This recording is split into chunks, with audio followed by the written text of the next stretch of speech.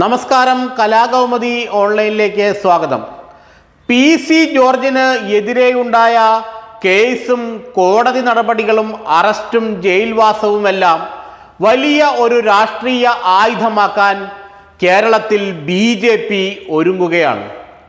PC. ജോർജിനെ വരുന്ന നിയമസഭാ തെരഞ്ഞെടുപ്പിൽ പൂഞ്ഞാർ മണ്ഡലത്തിൽ നിന്നും BJP സ്ഥാനാർത്ഥിയായി മത്സരിപ്പിക്കാൻ പാർട്ടി ഒരുങ്ങുകയാണ്. പി.സി. ജോർജ് അവിടെ മത്സരിച്ചാൽ ക്രൈസ്തവ വിഭാഗത്തിൻ്റെയും ഹൈന്ദവ വിഭാഗത്തിൻ്റെയും പിന്തുണയോടെ ജയിച്ച് നിയമസഭയിലെത്താൻ കഴിയുമെന്നാണ് BJPയുടെ പ്രതീക്ഷ. അതോടൊപ്പം പി.സി. ജോർജിൻ്റെ മകൻ ഷോൺ ജോർജിന് ദേശീയ തലത്തിൽ BJPയുടെ ചുമതല നൽകാനും നീക്കമുണ്ട്. ദേശീയ തലത്തിൽ കേരളത്തിൽ നിന്ന് ഇപ്പോൾ അനിൽ ആന്റണി മാത്രമേ ഒരു ക്രൈസ്തവ നേതാവുള്ളൂ. മറ്റൊരു നേതാവായ ജോർജ് കുര്യൻ കേന്ദ്രമന്ത്രിയാണ്.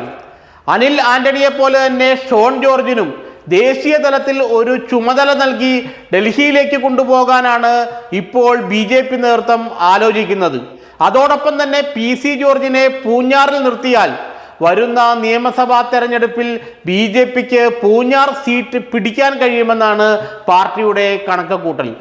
പി.സി. ജോർജിനെതിരെ ഉണ്ടായ കേസും ജയിൽവാസവും എല്ലാം ക്രൈസ്തവ വിഭാഗത്തിനിടയിൽ അദ്ദേഹത്തിന് ഒരു അനുകൂലമായ പരിതസ്ഥിതി സൃഷ്ടിച്ചെടുത്തുവെന്നാണ് BJP നേതൃത്വം വിലയിരുത്തിയിട്ടുള്ളത്. അതുകൊണ്ട് തന്നെ ജോർജിനെ അവിടെ BJP സ്ഥാനാർത്ഥിയായി നിർത്തിയാൽ താമര ചിഹ്നത്തിൽ തന്നെ മത്സരിപ്പിച്ചാൽ വിജയിപ്പിക്കാൻ കഴിയുമെന്നുള്ള പ്രത്യാശയിലാണ്, ആത്മവിശ്വാസത്തിലാണ് സംസ്ഥാന BJP നേതൃത്വം. ഇക്കാര്യത്തിൽ CPM-നും കോൺഗ്രസിനും ചെറിയൊരു അങ്കലാപ്പും അവിടെയുണ്ട്. ഏതായാലും പി.സി. ജോർജിനെ മുന്നിൽ നിർത്തിക്കൊണ്ടുള്ള ഒരു ക്രൈസ്തവ വിഭാഗങ്ങളെ ആകർഷിക്കാനുള്ള ഒരു പദ്ധതി നേരത്തെ തന്നെ BJP തയ്യാറാക്കിയിരുന്നു. എന്നാൽ ഇപ്പോൾ നടന്ന അറസ്റ്റ് അതിന് ആക്കം കൂട്ടുകയായിരുന്നു.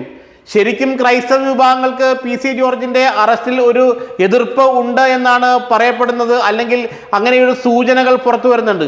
പ്രത്യേകിച്ച് കത്തോലിക്ക മത മേലധ്യക്ഷന്മാർ അത്ര രസകരവുമായല്ല, അത്ര സുഖകരമായല്ല ഈ അറസ്റ്റിനോട് പ്രതികരിച്ചത്. ഈ അറസ്റ്റ് നടത്തിയത് ശരിയല്ല എന്നവർ തുറന്നു പറഞ്ഞില്ലെങ്കിലും മറ്റു വിഷയങ്ങളിൽ സർക്കാരിനെ കടന്നാക്രമിക്കുകയാണ് ക്രൈസ്തവ സഭാ നേതൃത്വം. പ്രത്യേകിച്ച് ഈ വന്യജീവി ആക്രമണത്തിലൊക്കെ നിരവധി പേർ കൊല്ലപ്പെടുന്ന കാര്യത്തിലെല്ലാം ഈ സംസ്ഥാന സർക്കാരിനെ തുറന്ന് എതിർക്കുകയാണ്, തുറന്ന് ആക്രമിക്കുകയാണ് ക്രൈസ്തവ മത മേലധ്യക്ഷന്മാർ, പ്രത്യേകിച്ച് കത്തോലിക്ക മത മേലധ്യക്ഷന്മാർ.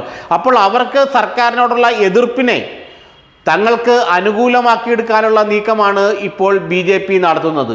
പി.സി. ജോർജിന് ഏതായാലും ക്രൈസ്തവ മത മേലധ്യക്ഷന്മാരുമായി നല്ല അടുത്ത ബന്ധമുണ്ട്.